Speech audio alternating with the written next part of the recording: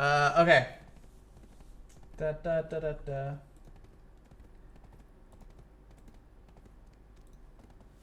Okay, here are my fake patch notes.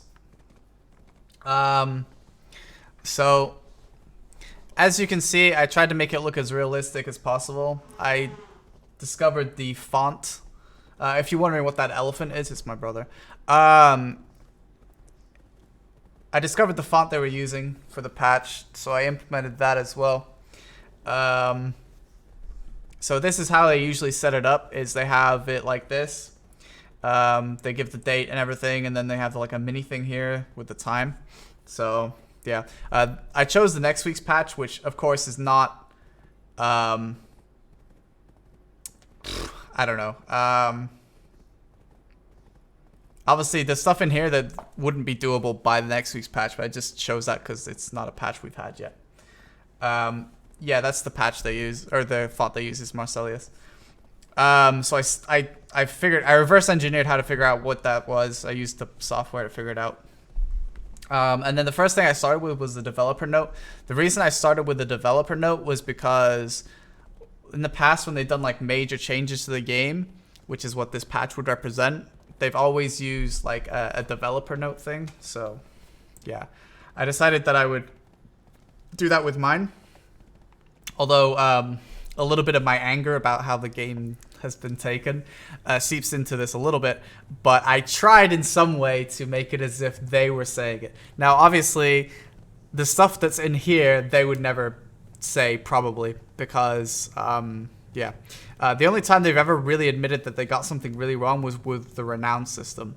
So that's probably not going to happen again, especially not with this. So anyway, over the past 2 years, Black Desert Online has been going through a radical rebalance of the game. So that's referencing the changes that were made starting in like April, May of 2018, for those of you that were playing back then. Oh, I miss it. Anyways, in an attempt to make PvP systems more understandable to our more casual and newer players, as well as to lower the knowledge gate required to get into PvP. So when they made those changes, they said that PvP was too hard and it was too difficult for players to really get into PvP, so they wanted to make it easier. So that's kind of referencing that, a cheeky way to say it. So yeah, and you can also see with the succession system, it's basically also, it caters to players that are less inclined to want to learn their class and want an easier play style. Anyway, so however, we must apologize as our attempts missed the mark and alienated our more veteran players. So they would never say something like this, I don't think, really acknowledge this, but whatever. We've often been slow to address critical issues with our classes and other systems, which we were having a negative impact on player experience. So this is a reference to the fact that they're really, really, really, really slow to change anything that's negative about the game or that's been hitting the game. So if you guys remember when they did sea monster hunting, like, sea monster hunting was destroying the in-game economy for a really, really, really, really long time, and they did nothing about it for a really, really, really long time. So, that's, class, I literally just, okay, if you're not going to pay attention, class, you can get out, man. I've been talking about that already. Anyway, so that's referencing the fact that they're really slow to address critical shit. Black Desert is a complex ecosystem, and even small changes can have a drastic impact on the game. In the past, we've been slow to make these changes so we can gather as much data as possible. So I noticed with a lot of games, they do this thing where they gather as much data as they can, and then they make the change, and BDO does it too. But by the time they make the change, it's already, the damage has been done in a lot of cases. So if you look at like how long Archer is busted or other classes, or like Doom, you know, has been messed up for a long time, and then they've only finally begun to like look at it at the global lab.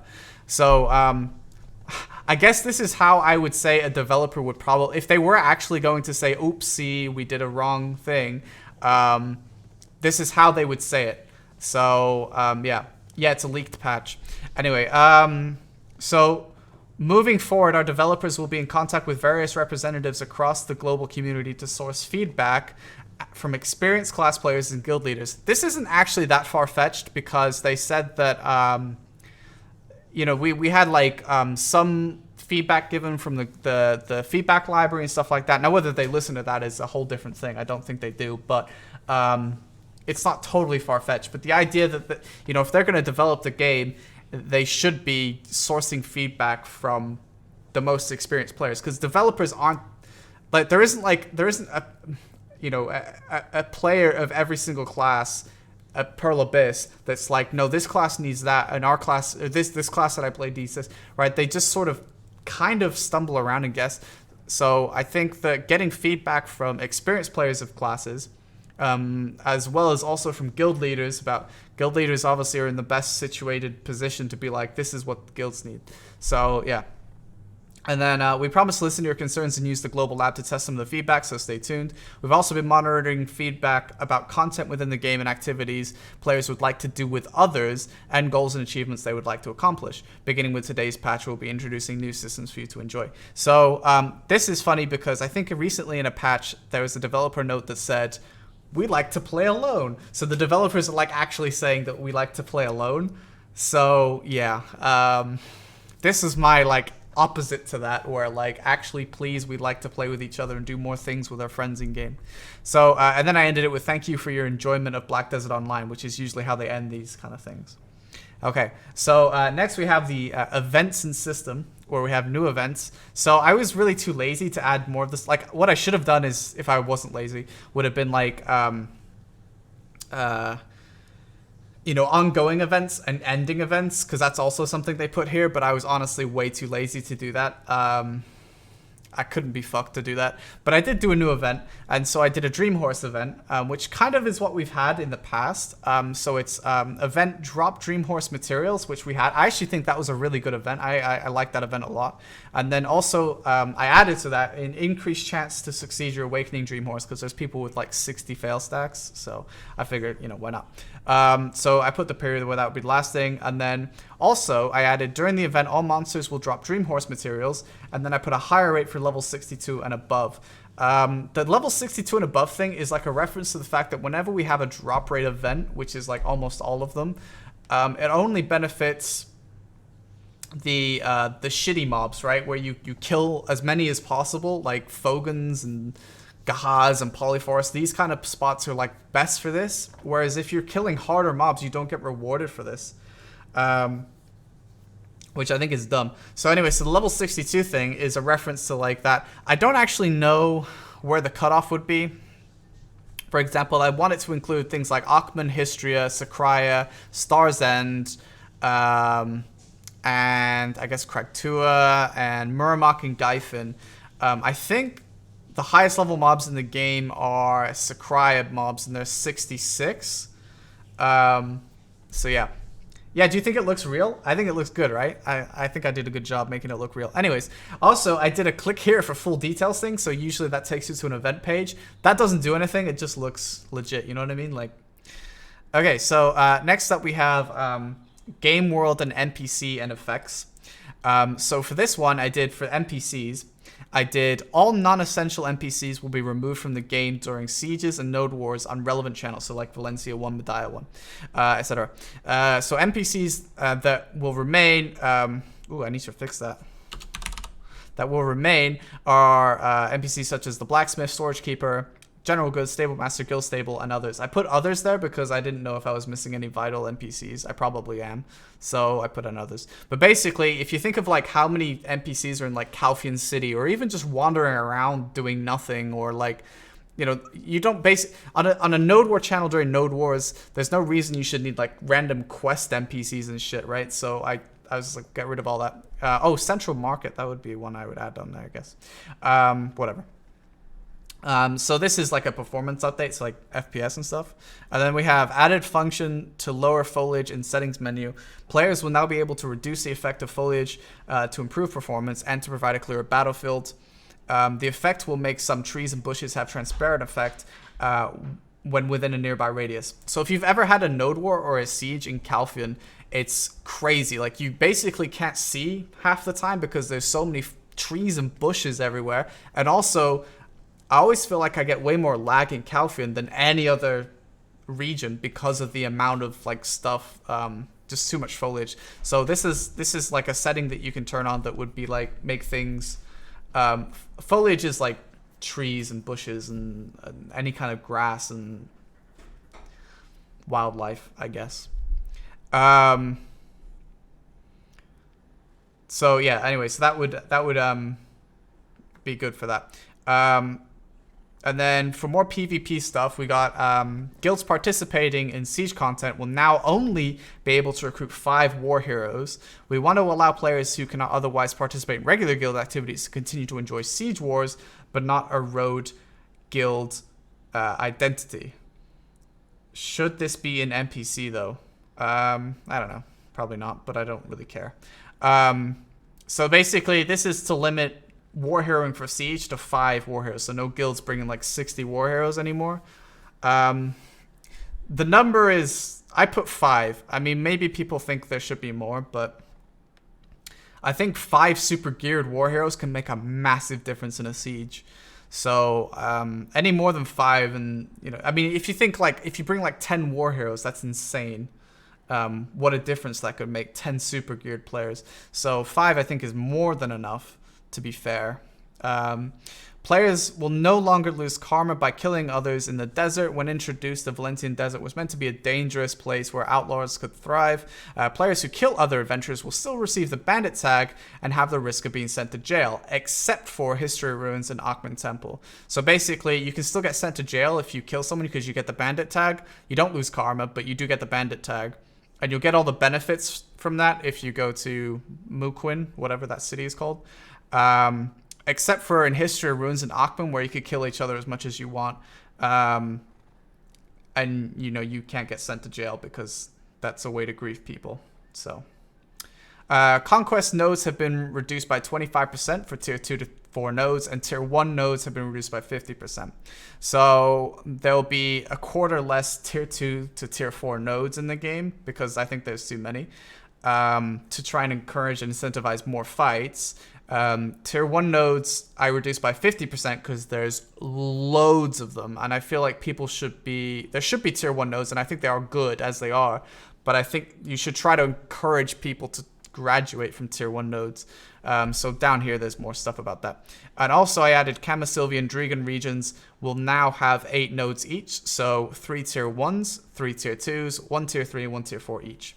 So you'll be able to node warn. So although I removed some nodes overall, I also moved some nodes into Kama and Drigan so we could fight there because they're cool areas. So, and then I added developer content. We should, we have received requests ever since, that's supposed to be S. There we go.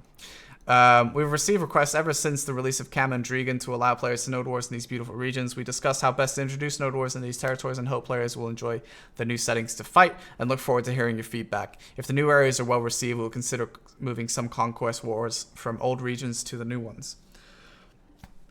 So, I'd love to fight in Drigan and Kama for node wars. Imagine a node war on like Gaifan Temple, because you got like the nice flat areas to build bases, and then the ramp slopes, and it's just a cool area.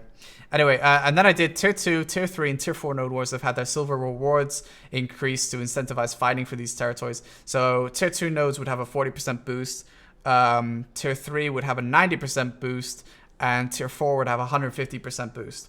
So, like I said, because there's more removed nodes, I also boosted the money profits you would actually make from fighting on these nodes. So yeah, I think that would go hand in hand with removing nodes. I mean, to be honest, you could add this update without actually removing any nodes, because there should be some incentivization for players to go to higher tier nodes in terms of money, like there was in the past. You're never going to stop everybody from going down to the lowest tier node possible where they can use their full gear, because people are just like that, right? They want to farm players with that have way lower gear score. You can't stop that, but you can try to push people into higher tier nodes. So yeah, okay. Red Battlefield has been given 2 new locations. Excuse me. a larger map based around the portion of Gyfin Temple area with 80 max players. So that's like a 40 versus 40 much larger RBF. So you would take a portion of Gyfin Razia, have it instanced or whatever, where you could fight an RBF, and it would just be a different area. So I think Gyfin Temple is one of the coolest looking areas in the game. So it would be cool to fight there, and basically that would be a big RBF. And then a smaller location based on the Western Guard camp with 20 max players. So this would be 10v10. And it would just be within the Western Guard camp, which isn't a huge area, but it's just about big enough with like a little bit of different walls and other stuff going on that could be interesting to fight in that area. And then I also said the original map is not available. So basically I would disable the original map for the time being so people aren't split between 3 maps. And then the original map may make a return based on the feedback of players using the new maps. And then I also thought we will also be testing new modes on the global lab soon. As in, hang on, wait, I need to make sure that we will also be testing new modes on the global lab soon, as well as an in-works. It is actually technically correct. It's just like kind of awkward sentence. Anyway, in-works arena system, which of course, you know, I don't know anybody that PvPs that doesn't want an arena system. Wait, hang on. I have to tell Izzy that these are real patch notes. Okay. Platoons will now feature MP, WP, and SP bars, class icons, and provide minimap arrows. So red for the platoon leader and blue for others. So if you have a platoon, you actually can't see maps. You can't see where people are on your map like you can with a party. So I added that. So the platoon leader would have a red marker. So presumably that would be like a shot caller in PvP. So it'd be easier to find where that player is. And then blue for other people. And then also the MP, WP, and SP thing. I mean, that's not super important, but it's kind of a nice aesthetic to have as well and more information. If you've looked at the platoon window, god damn, is that shit basic. I mean, it basic. Like, basically, it's like the name written out and then like a red line. Like, that is the platoon window. So I thought it was really basic. So the class icon would help as well because you get an understanding of what composition you have, who's alive, what classes are still alive. So I did that as well. And then I put that they'll be experimenting with more platoon and party windows because they definitely should be doing that. So the next thing we got is mounts. So this is my idea that I've talked about a few times about shiny mounts. So if you've ever played Pokemon, you know that like there's like shiny Pokemon, which are like ultra rare variants of normal Pokemon. They don't have any stat increases, but they're like just different colors, and people go absolutely nuts for them, especially the cooler looking ones. But like the chances of encountering a shiny versus a normal is like 1 in 35,000 or something. So I kind of like, I think people would go absolutely nuts for something like that in BDO. So I call it lustrous dream horses because I wasn't going to call them shiny, obviously. So new rare lustrous dream horses are added. You don't like that idea. Why? We intend these to be the pinnacle of horse trainers' desires. The horses will have a 5% proc after a successful awakening attempt. So basically, to get a dream horse, it's like getting a pen. And then it's getting a pen on top of the pen to get a shiny horse, which would make them ultra rare, but then absolutely crazy if you have one. However, I did say that 7%, instead of 5% proc, you would get a 7% if you're a professional trainer, 9% for artisan, and then 15% for guru. So if you were crazy, yeah, you'd get that. You get an increased chance. And then I put, they will not have any stat differences over their standard counterparts. However, their rare special appearance will be highly desirable to all collectors, and they definitely would be.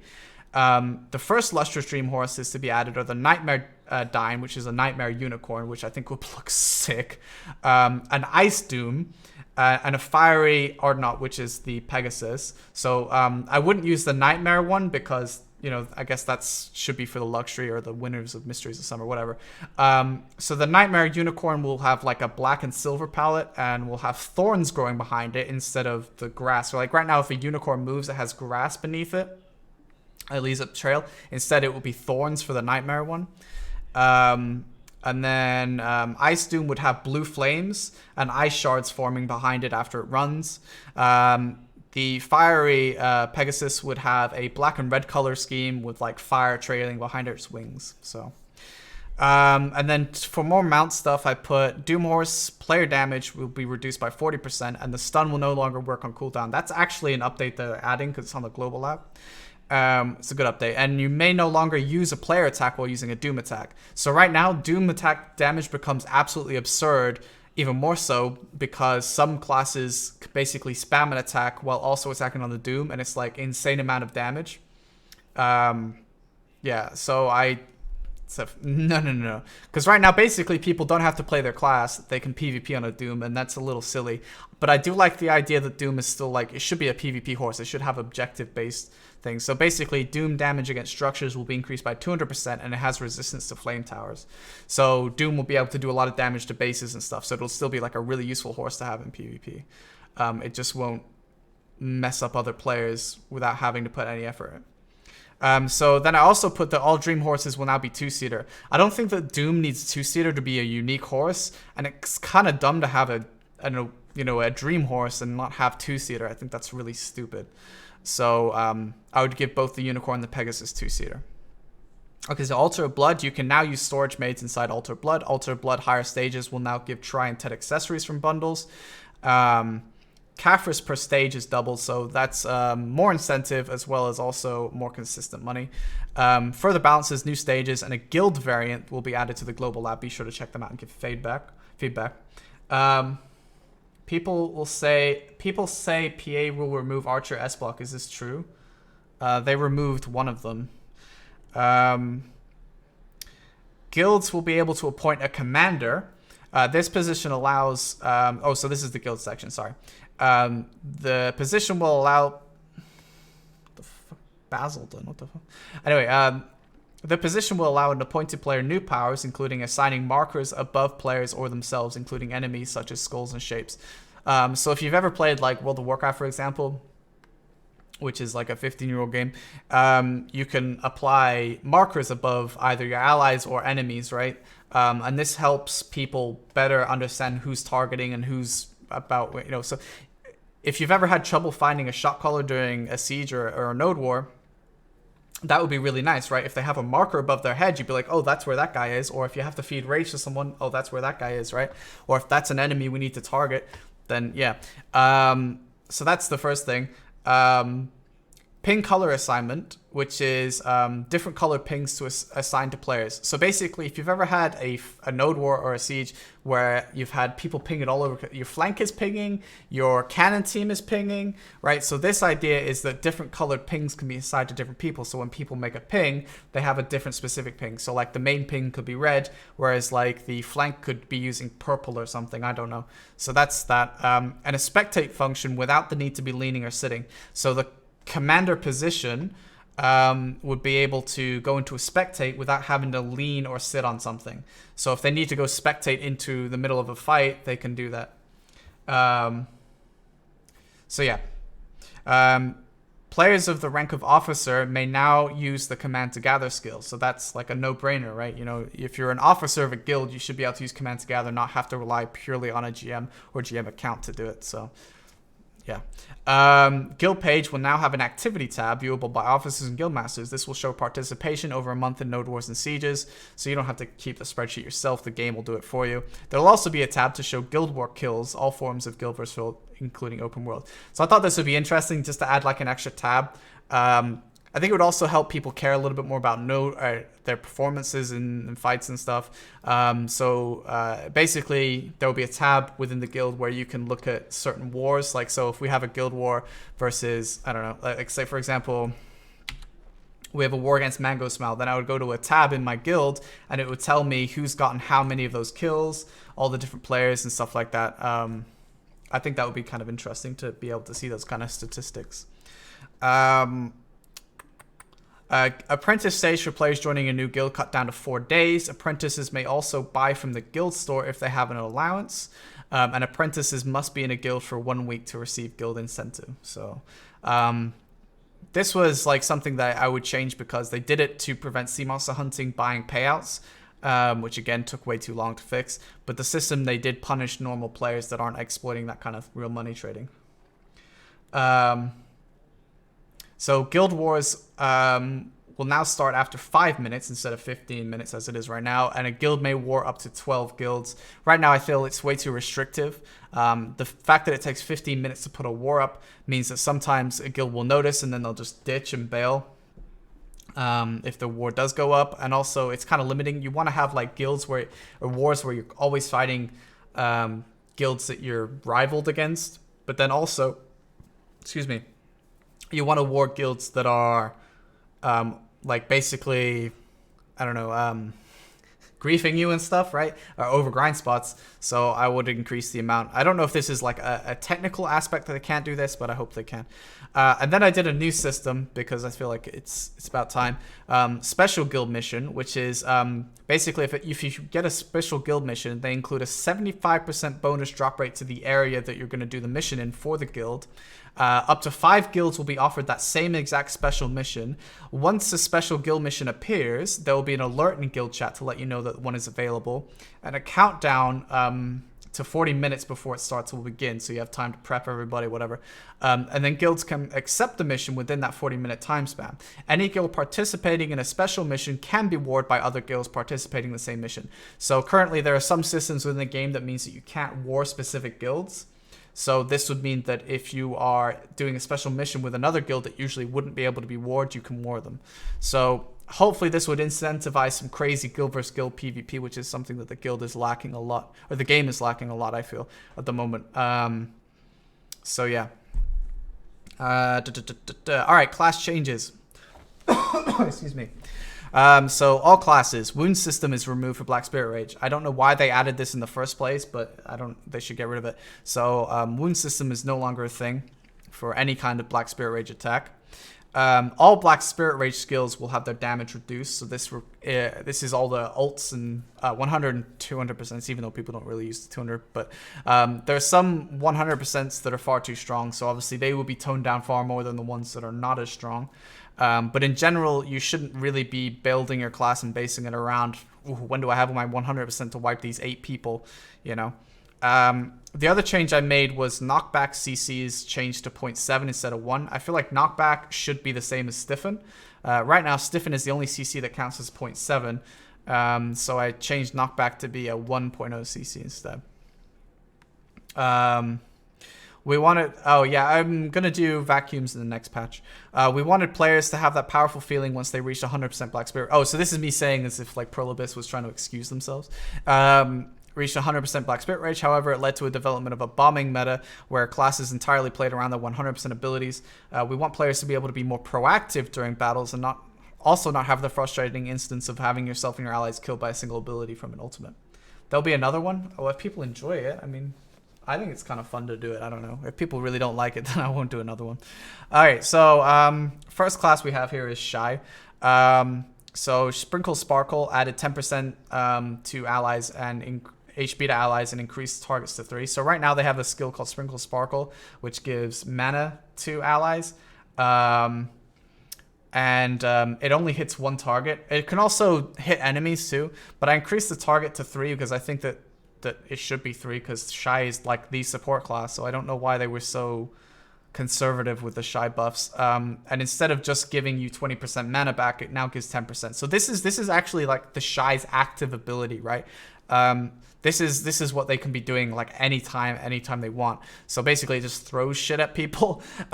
So they should be like throwing, like it's a constant heal that's not on cooldown. So they could be throwing it to different people. So it's 10%, right? So if they were to hit you with it and be uninterrupted, the first one would be like 500 HP if you have 5k HP. So it would be really nice for Shys to have something like that, I think. And it could hit 3 people if you're close enough. So out of my way, all AP increased from 10 to 20. I just think that it would be better. You really don't like these Pawnism. You didn't like my horse idea, but you didn't say why you didn't like my shiny horse idea. So the other ability, Get Well, HP recovered from 700 to 2000 per tick. So they have this ability, but basically it gives 700 and 3 ticks. So it gives 2100 total HP. That's nothing. Why the go-to support class in this game that's supposed to be the support class that gives up so much of their own damage potential to be a support class has a 700 tick is so weak. I don't know. Wizards and Witches get a percent heal, right? So I changed that to 2000 because It ticks 3 times, so that would be 6,000 HP instead of... I don't like it because I would need to get them. I just want to be done. Well, that's not a good reason, though. You don't like it because you would need to get them? You don't need to get them, but if there's something you want to work towards, I don't know, whatever. Anyway, so I feel like that was a necessary change because they should have better healing than Wizards and Witches. So I changed also Hop, which is their movement speed. So I changed the cooldown from 3 to 2 seconds. I'm not totally sure on this one, but basically I would improve the distance. And because the cooldown is 3 to 2 seconds, that's a 2-second iframe. Which, considering how vulnerable Shy is, I think it's okay. And I also applied a movement speed buff to allies if she uses Hop. So these are some buffs that I think would really help Shy be more... important in fights and have more active things to do. So I did a developer comment. We added Shy to be the main support class of the game, but noticed she was still outshined in certain aspects by Wizard and Witch support abilities. We also want Shy to be more active and have her support abilities to be really felt. So in today's patch, we adjusted her pre-awakening abilities, but we also intend to review the awakening abilities. Yeah. So here we go. Right. So Ranger. I only did 6 classes because I started to get into it and I was like, Jesus. Okay, so Extreme Charging Wind, forward guard added back to the ability while off cooldown. This is way too much talking for me, dude. So this actually was in the game for only 2 months before they did the class reworks and we lost it. It was like the biggest slap in the face I've ever had.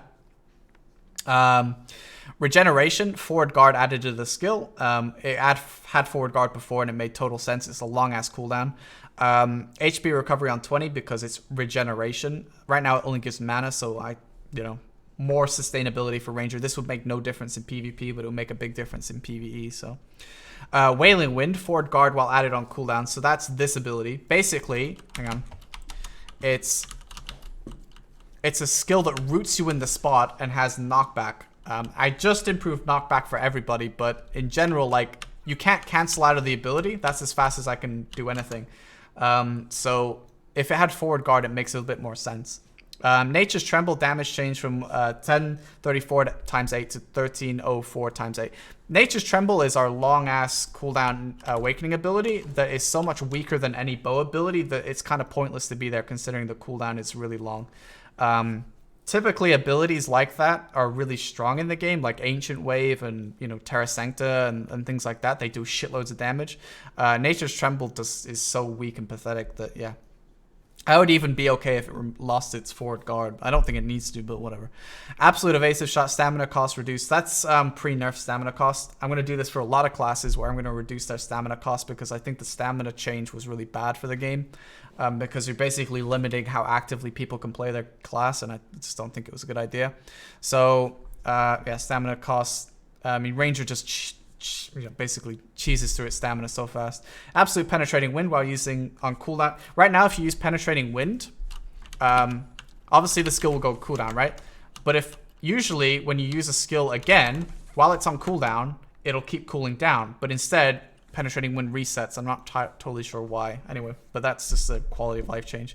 The bug with Razor Wind causing the player to stand up and be stunned has been fixed. So this is a bug that Ranger basically, we use Razor Wind and we'll auto stand up and it'll say please try again in a moment and can get us killed in high-end grind spots.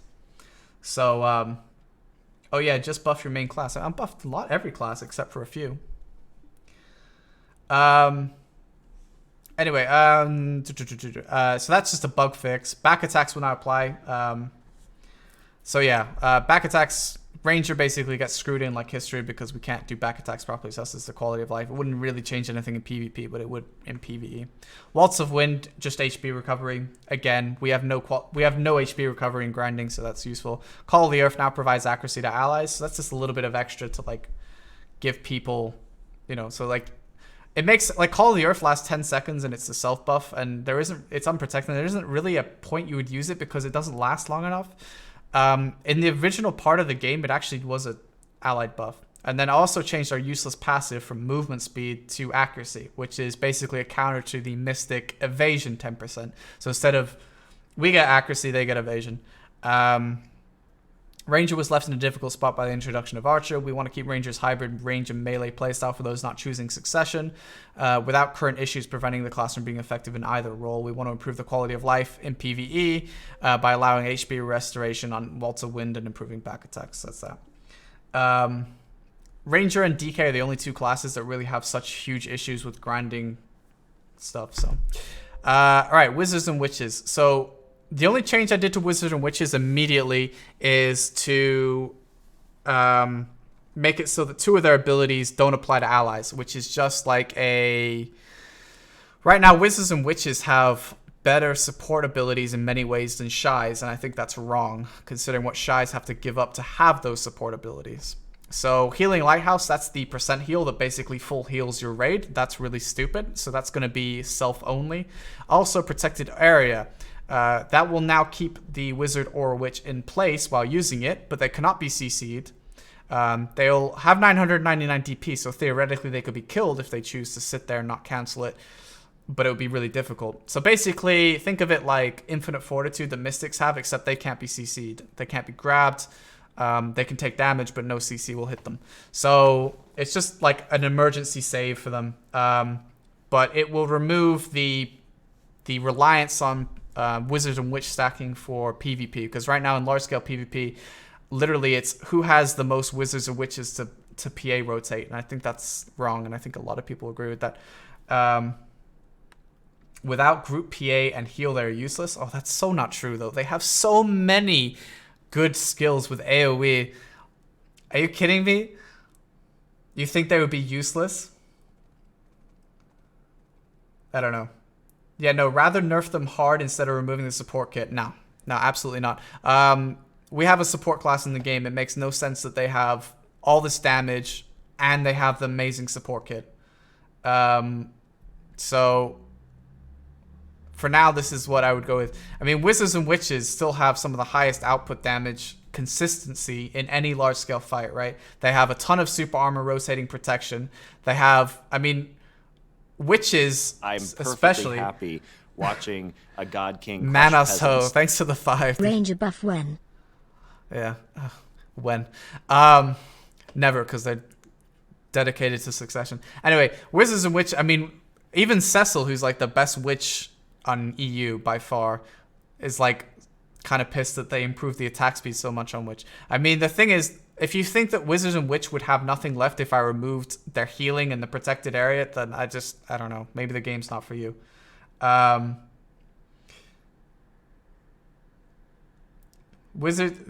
are going to replace every Wizard or Witch because heals and PA, they can be replaced with better classes. But that's not true, man. They still have damage-reducing super armor abilities.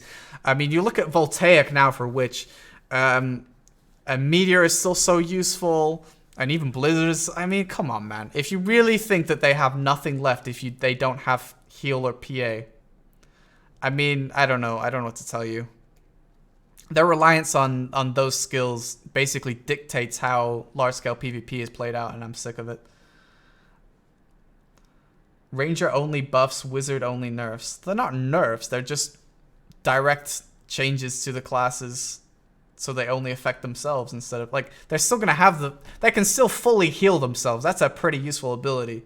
And if people were going to quit a bunch of, like, oh, you can't have Wizards and Witches anymore. I mean, people take things like DKs and things that are considered far worse in the meta than a Wizard or Witch that didn't have heal anymore.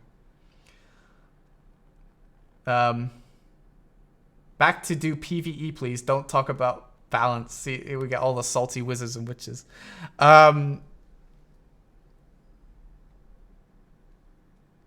Yeah, that's what I'm saying. It makes no sense.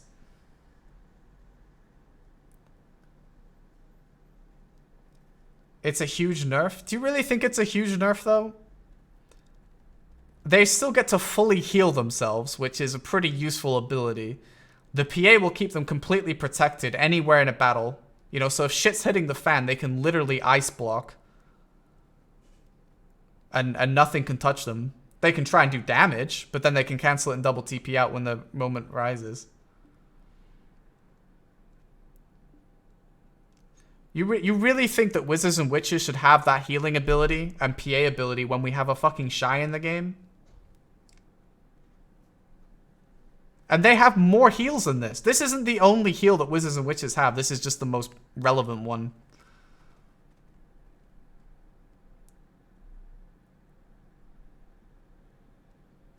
But now you have fights going on for...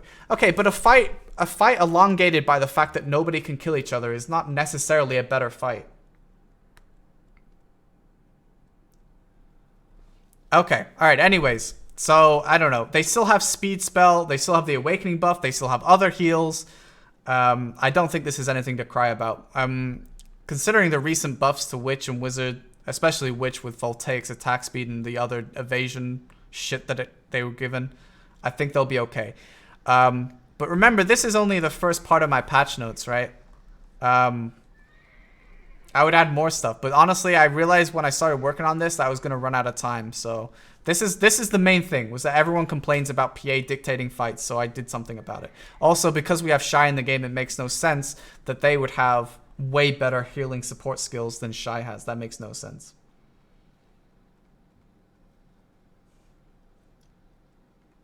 Anyway, all right. I didn't do Ninja and I didn't do Archer and Sork.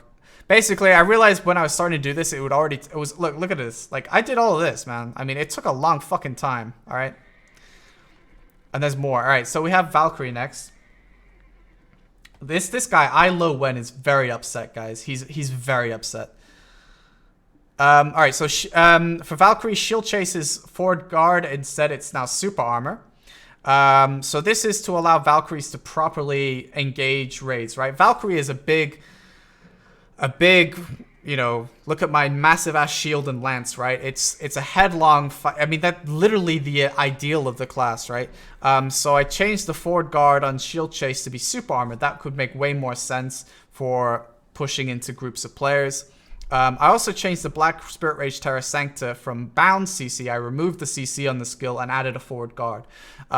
Basically, because every class lost its 100% uber damage, or would be in this situation, I didn't want to nerf the damage of Terra Sancta. Terra Sancta is one of the scariest abilities in the game. It can literally one-tap you. But I thought that if you nerfed Terra Sancta's damage and took away their ulting, I thought that was a bit too... extreme. So instead, I removed the bound CC. I asked Eyes what he would do, and added forward guard. So right now, Terra Sancta has no protection on it, which means that if you CC someone and use Terra Sancta, they're probably dead, but they're not going to CC you because they're on the ground, right? However, if a Valk gets into a position to use Terra Sancta in their position correctly, then it's fine for it to have forward guard, because then they would do a ton of damage, and, you know, they would have forward guard. So that's all about positioning. I don't mind forward guard. I think more classes can use forward guards, because forward guards can be depleted, and also forward guards can be defeated by better positioning. So I think forward guard is a really nice protection, because there's a lot of skill goes into forward guard, especially in large scale PvP. So I think that's fine. Absolute Breath of Alien. So although I want Shy to be the predominant support ability class, I think all classes should have some small, or not all, maybe some at least, should have some support abilities. I think Wizards and Witches just had it to way too much of an extreme without actually having anything. So I added the fact that they should be able to use Breath of Alien to buff 20 DP to allies for 15 seconds. The cooldown, I think, is 30 seconds for Breath of Alien. So basically, they could buff their allies with 20 seconds. This gives Valks something extra to bring to the raid. They have their own PA, which is Alien's Blessing, but that's for them only. So I think that is a fair change. Who said stamina problems? I don't think Valks really have stamina problems if you're spamming the shit out of the dash. I don't know. So just like Wizards and Witches, the protected area from Alien's Blessing has been changed to be self-buff. We also added 20 DP to Breath of Alien to fill with the Valkyrie's sort of theme. Shield Chase was changed to super armor to be more practical with how other CCs function, so Valkyries can charge into large-scale battles without worrying about a random CC from an archer 3 miles away. Terra Sancta is an extremely powerful ability. With Valks losing the 100% Black Spirit Rage damage, we wanted to keep high output on Terra Sancta, so we removed the CC and replaced it with forward guard so that it can be a devastating attack in a large-scale environment. That doesn't matter. That doesn't matter if it doesn't stack with the accuracy buff, because that gives DP as well. I don't understand what you're saying. Of course it would stack. I'm not removing a buff. It's literally adding an extra 20 DP that buffs onto allies. Okay, so Dark Knight. Dark Knight, will probably get more changes, to be honest with you, than it has here. But I wanted to do an initial Dark Knight hit. Like I said, there's going to be more patch notes the following week if people like me doing these fake patch notes. If not, then whatever. Unlucky Dark Knights, you don't get good fake patch notes. All right, so Spirit Legacy, 20 HP on hit added, and the stun will apply in PvP. So this is basically because other than Ranger, Valk is the only class, or sorry, DK is the only class that really has mega issues with PvE sustaining. So the 20 HP hit is basically so that you can get extra hit points while grinding. It's not really going to make a difference in PvP so much. It's a little bit of extra, sure, but it's not going to make a big difference. So Twilight Dash added a forward guard to it and also a 250 plus HP on use. So basically use Twilight Dash, you gain 240 HP. A lot of classes have these abilities, and I feel like for DK that would be helpful. And the forward guard is added. DK doesn't need a buff. It's good at everything. It just doesn't excel at anything. There's going to be a lot of angry DKs for you, my guy. Absolute Wheel of Fortune. I changed the super armor so that it'll be while using the skill instead of attack. Basically, this skill has a gap at the start before the attack begins, which is where DKs often get caught. Now, I feel like if you're in the thick of it using a melee ability, you don't deserve to have a gap. I think gaps should be reserved for certain other things, especially ranged abilities. So what I did is I gave Wheel of Fortune a full super armor coverage. So Absolute Lunacy of Vidir, I changed from 1210 times 6 to 13 times 20. Again, this is a melee ability, so it should do more damage if you're going to be in the melee range. So this is actually a ton of damage. Basically, it would just help in certain situations to do more damage for the class. I mean, like I said, Dark Knight is probably the one that I was least sure about what to really do for her, and I couldn't really get in contact with a DK. So basically, I'm just going to ask Featherray. If I do another week of patch notes, I would basically ask Featherray what he would do, and then go off of that. Because, like I said, the whole thing at the start of this was... moving forward, our developers will be in contact with various representatives across the global community to source feedback from experienced class players, right? So I'm not an experienced DK. I know some stuff about DK, but not enough to really make very specific tweaks to the class. So if people like these fake patch notes and I did one next week, there would probably be more DK changes, as well as the other classes that I didn't do. Basically, this took a long time. I'm not kidding. This took a long time to make all these and to make it look legit. So, yeah. Right. Yeah, but I'm fine with that class. I think it's fine that it's a high damaging ability. It's a melee ability that you can be grabbed out of, so you have to use it at certain situations, and I think that's fine that it does a lot of damage. I don't think you can buff DK's ranged abilities because they're ranged and protected for the most part. So I don't think you can throw damage on like Shattering Darkness and be fine with that. So Dark Knight previously had no natural healing abilities while hunting monsters. Spirit Legacy and Twilight Dash were changed to reflect this. Lunacy of Vidir and Wheel of Fortune were altered to be more reliable, close range abilities, with the gaps being fixed on Wheel of Fortune, and Lunacy receiving a damage increase. So we'll continue to monitor the state of DK.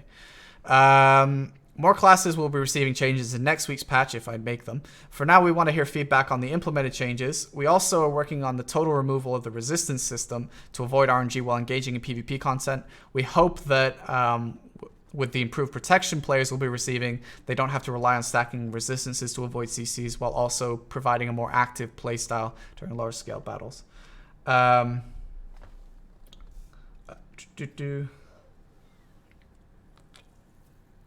Well, Ranger doesn't have protection on ranged abilities. Only Archer does. Okay, so we got item changes. So item changes, I thought about what I wanted to do for an initial sort of wave of it. So the first thing I did was reduce the cooldown of the Archaeologist map and the upgraded compass by 50%. I'm not totally sure about the Archaeologist map because that might be a little bit sketchy with like some of the fishing. So that one may not actually stay. The upgraded compass, I feel like that could be reduced by 50% and no one would really care or think that that's busted. It's got a 10-hour cooldown. So yeah. We got Spirit Fragments dropped from Camasylvia may now be listed on the central market. So if you've ever tried to grind for the Crocodile Horse gear, you have to grind it yourself and try to get a bunch of stuff from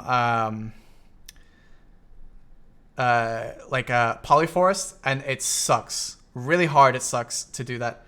Oh, D-Muck, thank you for the raid, dude. I don't know if I have a mod on. Oh, Traxa, can you give D-Muck a shout out? Thanks, man. I appreciate that. So basically, Spirit Fragments would then be listable on the central market, which would mean players would be able to buy them from... So like if people are out grinding Manshomes and Polyforest and they want to list their water fragments, then players that are too lazy to grind those spots and would rather grind higher end spots can then buy them to craft their Crocodile gear. And yes, hello everybody. Hope you guys are doing well. I think those changes on DK will change something for sure. What do you think? I don't... No. Why would you want to add shotgun protection back? I think it would be better to keep ranged skills unprotected. Because there are ranged CCs and really fast engages and things like that, and shotgun can be used from a melee range more effectively. Nomad, thanks for the follow. Basically, shotgun would have a cooldown, obviously, on its forward. It's not forward guard all the time. It would have a cooldown. So you'd only be able to use it once, and you're not spamming it. You're usually spamming more penetrating wind than shotgun anyway. So... do you have a copy of these notes? Well, yes. Anyways, so that's why the Spirit Fragments are there, so people can do that. All right, so the helmet thing. So I did Gaia stats have been rearranged so that any DR is used to get... So basically, any DR that you would normally gain on a Gaia helmet after try, or try and above, would be invasion instead. So basically, it would gain DR up to try, and then at try, it would switch to gaining evasion. So any DR it would normally get from try to pen would get evasion instead. So it would make Gaia the evasion helmet. Griffin helmet stats have been rearranged so the opposite. So instead of evasion, they would be at try. They would start gaining DR. So this would be this would basically make it so that the two boss helmets are definitively better for either build compared to... Oh, look at me! I'm going to use a heave helmet, right? I was going to do Red Nose, but I'm not totally sure what I want to do about Red Nose yet. Griffin Helmet will no longer give 5% all resistance and instead gives 150 stamina. Basically reducing the amount of effect resistance has building up to this. So, yeah. Weapons of yellow quality or higher, so basically boss gear or black star, that are pen grade will have an aura around them regardless... 150 is low. Make it at least 200. What is the difference between... 50 stamina. You're really going to draw a line in the sand over... I want 50 stamina. What can you do with 50 stamina, man? Will have an aura around them regardless of outfit appearance. So basically, if you have a pen weapon while you have your weapon out, it'll have like a little aura, which you can disable if you want to, but otherwise it just basically shows that that's a pen weapon. So it's like a kind of cool little thing to be like, oh, look at me, I got pen weapons. Because there's no like inspect, or you can't really see when someone has a pen item or a really rare item. So I don't know. Maybe some people are interested in that. I think there needs to be more things to show off in the game, because right now you wear an outfit and that's kind of, the new variants of Kudum offhand have been added. Accuracy, evasion, and DR Kudum variants are now available. So the current Kudum has been renamed to a balanced Kudum, and they all have trade-offs to gain more of their primary namesake stat. So you can talk to Tecton or whatever in Heidel to exchange your Kudum, and you can still use Garmoth Heart to upgrade them. We want to offer adventurers more options with their offhands without needing to use green quality equipment. So this would be... Are those incoming? Yeah, they're totally real. So this is basically so that instead of... right now where... you have Kudum and it's kind of a defensive offhand, but like it's all kind of an okay-ish amount of evasion. Realistically, there are better green alternatives. So this is to remove the aspect that there would be better green alternatives. So this is kind of going back to the Gaiath and Griffin thing, is that basically players shouldn't be forced to use green stuff when there's boss gear in the game, right? So yeah, that's basically it.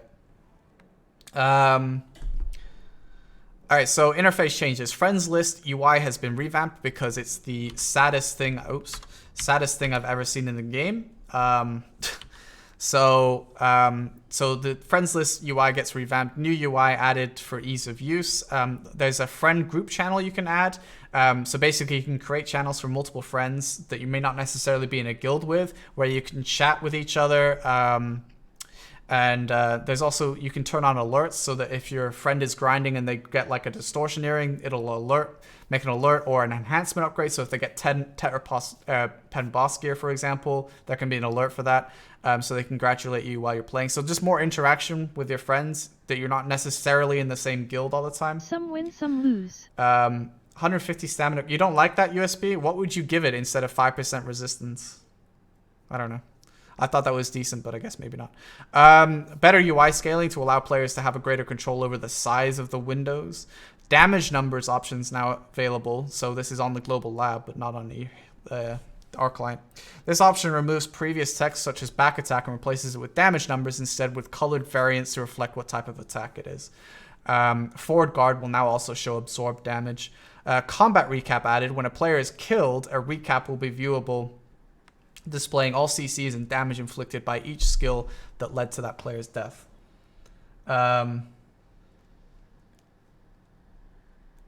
These are fake patch notes, Nomad. I made them up.